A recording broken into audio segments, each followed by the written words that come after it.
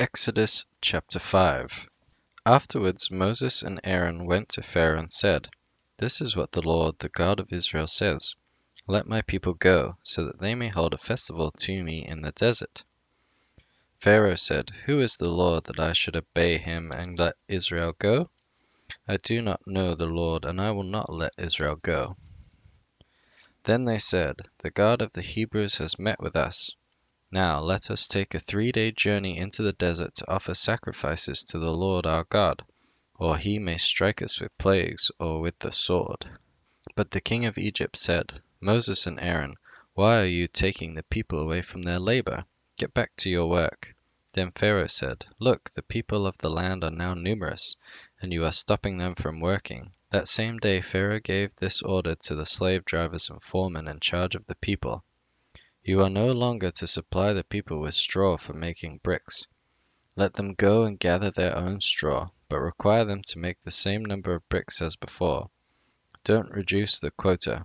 They are lazy, that is why they are crying out, 'Let us go and sacrifice to our God.' Make the work harder for the men so that they keep working and pay no attention to lies."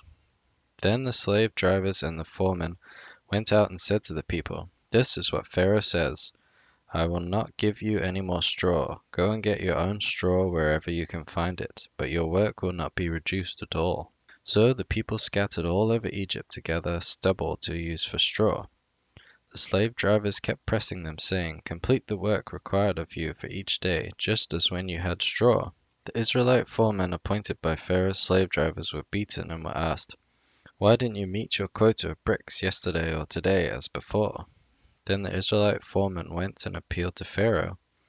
"Why have you treated your servants this way? Your servants are given no straw, yet we are told, 'Make bricks.'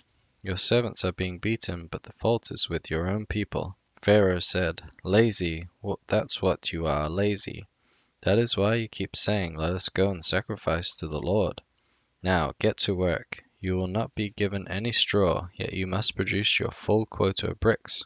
The Israelite foremen realized they were in trouble when they were told, "You are not to reduce the number of bricks required of you for each day." When they left Pharaoh, they found Moses and Aaron waiting to meet them, and they said, "May the Lord look upon you and judge you. You have made us a stench to Pharaoh and his officials, and have put a sword in their hand to kill us." Moses returned to the Lord and said, "O Lord, why have you brought trouble upon this people? Is this why you sent me? Ever since I went to Pharaoh to speak in your name, he has brought trouble upon this people, and you have not rescued your people at all."